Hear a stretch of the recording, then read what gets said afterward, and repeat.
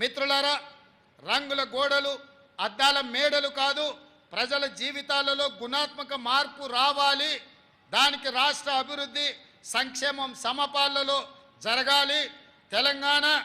తెలంగాణను ప్రపంచానికి ముఖద్వారంగా మార్చాలి. తెలంగాణ బ్రాండ్ను విశ్వవేదికపై సగర్వంగా చాటాలి. అందుకే ఇటీవలే మన రాష్ట్రానికి పెట్టుబడుల సాధన కోసం నేను సహచర మంత్రివర్యులు శ్రీధర్ బాబు గారు కలిసి అమెరికాలో పర్యటించాం. అంతర్జాతీయ దిగ్గజ సంస్థల అధినేతలు ప్రతినిధులతో భేటీ అయ్యాం.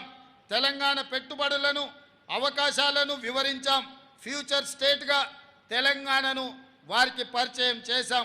బేగర్ కంచె వద్ద శంకుస్థాపన చేసుకున్న 4th city, Musi river front, regional ring road నిర్మాణం, అంతర్జాతీయ మౌలిక సదుపాయాలు, మెట్రో విస్తరణ తదితర ఆలోచనలు వారితో పంచుకున్నాం.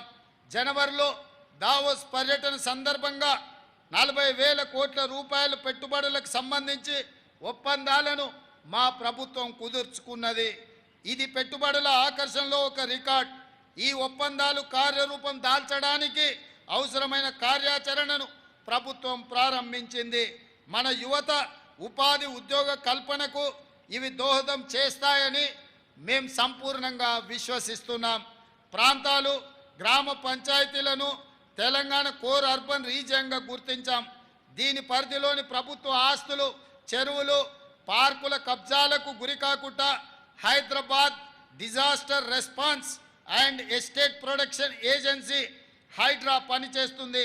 సర్కారు ఆస్తుల పరిరక్షణతో పాటు విపత్తులు సంభవించినప్పుడు అత్యవసర సేవలను కూడా అందించే బాధ్యత ఈ హైడ్రా చేపడుతుంది.